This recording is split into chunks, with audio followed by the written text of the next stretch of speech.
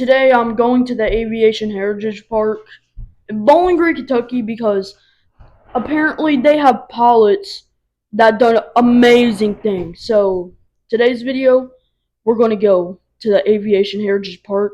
Let's go.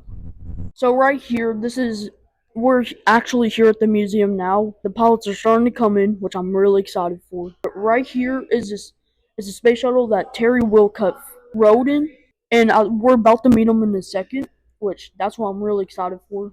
Excited. So if I can find him, let's go interview him. The Marine Corps pilot that turned into a NASA astronaut that did 4 space missions, Terry Willcut. Nice to meet you. Nice to meet you too. What was it like on your space shuttle mission? Were you excited, focused, or a mix of both? It'd definitely be both. You have to be focused. You know, it's certainly an unusual environment to be in a shuttle launch, and so you're focused, but yet you can't help be excited. And Yeah. that's after once those solid rockets light, the whole ship shakes for the first 2 minutes. You weigh 2.5 times your normal weight due to the force of gravity through your chest. The solids go. Then you go to the rest of the way to space on just the 3 main engines. That's smooth as glass. And so while that's going on, you can afford the luxury of looking up and looking out the windows. You see the Earth receding below. So it's definitely exciting ride. I would love to be in a space shuttle. What was it like going Mach 24 5 or around 17,500 miles per hour? It was great. Of course, inside the ship, I mean, we could be going Mach 25 inside the space shuttle right here. You know, you don't feel it, you're not aware of it. But when you look out the window as you're re-entering the atmosphere, you start to pick up the clouds and vapors, and you get a feeling for just how fast that is. And of course, as you re-enter, you start being reintroduced to the force of gravity too. So you coming back, you feel like you weigh twice as heavy as you really do. And again, as you get something close enough like clouds relative to the spaceship, then you really get a sense of just how fast that is. Whoa. And we get that friction with the atmosphere, of course, heats up the outside to 3,000 degrees. You can actually put your hand on the window and feel the heat coming through the thermal plane. So it's an exciting ride. And, you know, I'm just glad that I went Mach 25. It's not everybody that gets to do that. That's crazy. Going faster than the SR-71 Blackbird is awesome. Much faster. Nice meeting you. Nice meeting you. Thanks for the questions. Take care. So I heard you flew the B-2 Spirit. Aaron, I did. I flew the B-2 Spirit initially in 1995, and then I flew it for about 9 years of my career. That's awesome. So I have some questions. Sure. Okay. What was your most memorable B-2 mission and why? Well, Aaron, actually, this display is dedicated to my most memorable mission. In 1999, we had never taken the B-2 to combat, and this was the first opportunity to actually go to combat. We flew a 31-hour mission, taking off from Missouri in the United States. We flew over to what was then the former Republic of Yugoslavia, Serbia now, and then flew back to the United States, landing in Missouri, a 31-hour mission. And because that was the first time we had ever taken the B-2 into combat, that's my most memorable mission. That's awesome. Next, have you been detected on any kind of radar? As far as I know, I've never been detected. On that particular mission, as a matter of fact, we were flying over the country for probably about 45 minutes to an hour before the conflict even started, and no one knew we were there. That's awesome. The stealth. What was it like to fly the B-2 on a long mission? Well, you have to prepare for a long mission. You do a lot of study of how your body operates under severe conditions such as that. We learn what to eat. We learn how to sleep for short periods of time. You don't get a long period of time, and you learn how to keep yourself busy. So there's a lot of drone time, but then that's time to air refuel, and then you've got to do another air refueling. You've got to go undetected. And then once you go inside the country, you have to actually pay attention to the defenses inside the country. And of course, it's all about being able to put your bombs on target. And then you've got to get the aircraft home. So in a 31-hour mission, there's no boredom. You're doing something all the time. Whoa. So if you get bored, you just have to do something really quickly? You know what I do when I get bored? I actually just start going through all the systems. I check my bombs. I check the navigation system. I actually just check all the systems. I just keep going through it over and over and over. I pull out the paperwork for my bombing mission. I go through it again to make sure I've got everything. I know exactly what I'm going to be looking at on radar. I know exactly what my targets are. And then I start thinking about what am I going to do if I have a problem, how I'm going to react to that problem. It's amazing if you'll just let it go silent for a little while. You can think of so many other things to do. It'll keep you busy. All right, nice to meet you. Wonderful to meet you, and thank you so much for coming over. I am here with Dan Cherry, a legendary pilot that shot down a MiG-21. If that's true, if you did. If it was another MiG. No, that's absolutely correct. It was I watched MiG-21. I watched a documentary on it. Oh, did you? Yeah. On the History Channel? Uh-huh. Yeah. They did a good job on that with the animation. Oh yeah. Yeah. I made a short video on it. So after, if you mind if I could ask some questions. I'm fine. Okay. After shooting down the MiG-21, what went through your mind? What was going through my mind? Yeah. Well, the main thing was to get back home safely, because by that time I was very low on fuel, and I was a long way from home, from my home base. So that was the main concern. Was trying to get out of enemy territory safely, because I didn't have enough fuel or enough weapons to have any more aerial combat that day. I was through as far as the airplane was concerned. But my main concern was to get home safely. And the worst thing that can happen is to not have enough fuel to make the long flight home. Yeah. And fortunately, I had enough, and I got back home safely. Yeah. I would think after shooting down the MiG-21, you would have mid-air refueled if there was any tankers nearby. Well, normally you would, but again, on that particular mission, my flight of F4s did not have airborne refueling scheduled. All the tankers were committed to other airplanes and other missions.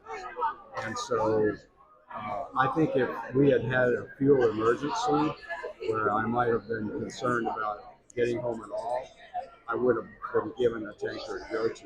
But I didn't want to take fuel when someone else might need it worse than me. And fortunately, the weather was good that day. I knew there would be no problem in getting home and landing. Although when I did get home, I didn't have a lot of fuel left. It was pretty close. Before you shot down the MiG-21, what were you doing in your F4 family? Well, on that particular mission, actually, we were trying to rendezvous with another flight, and we were supposed to be giving them protection as they proceeded to their bombing target, protection from enemy aircraft. They were delayed because their aircraft weren't fully ready to go, and so my flight leader had a choice. Either we just stop trying to fly combat at all that day and go home, or to divert our flight to our alternate mission, which was just flying up around the enemy airfields and seeing what we could find on our own. And that's what we did, fortunately. And so our flight was very successful that day. I shot down a MiG-21. My flight leader shot one down too, and all four of us came home safe and sound. That's good that you all came home safely. And I'm going to do a true or false. True or false. During your mission, wrong one. True or false. You were awarded the Silver Star for your actions during the MiG engagement. That is true. Yep, Yes. correct. I felt very honored by that. That my country saw fit to give me a decoration like the Silver Star. It's a pretty high level decoration for valor. Yep, and you met the pilot of the MiG-21 before. I have, and that was a thrill. Reached out to Vietnam because I thought he survived. I saw him bail out of his airplane. His parachute was very close by when I flew by. And so for years, some 30 years, I didn't know if he really survived or he didn't. And so as we started to build Aviation Heritage Park there, we decided as a group to reach out to Vietnam and see if we could find out who he was. And we were. And so I was invited to go to Vietnam and meet him on live national television. And it was a big thrill. That was awesome. Yeah. Meeting the pilot. Nice meeting you. Nice Dan. meeting you. Thanks for your interest and your knowledge about it. Hello.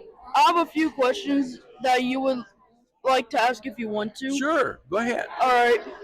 What was it like flying in formation for Operation El Dorado Canyon in 1986? Well, it was a long mission. We were strapped in the cockpit, smaller than a Corvette, for 14 hours. And so we had to fly formation with the tankers all the way down to Libya and all the way back to England. And the only time we weren't flying formation is when we actually did the attacks themselves. But we learned to fly formation as a young pilot, and because you have to fly formation to refuel. Yeah. You just pull underneath the tanker and hold real still, and the boomer sticks the boom in your airplane and pumps gas until you get as much as you want, and then you just back out, and then you go out on the wing and just fly formation. So it's not hard, except that we had to do it for 14 hours. That made it hard. That must be hard, trying to sit something for like 14 hours smaller than a Corvette. Yeah. You know what? Wow. We couldn't stop to use the restroom. We couldn't stop. We couldn't stop to eat. All we had to do was get gas, so we didn't have to stop. But we had ways to take care of all that other stuff, you know. Uh-huh. Next, there's a story that the F-111 could actually fly hands off through the Grand Canyon by itself using terrain following radar. Is that true or false? That's true, and I have actually done that. Actually? When it was okay, you no longer can fly below the rim in the Grand Canyon. It's against the law.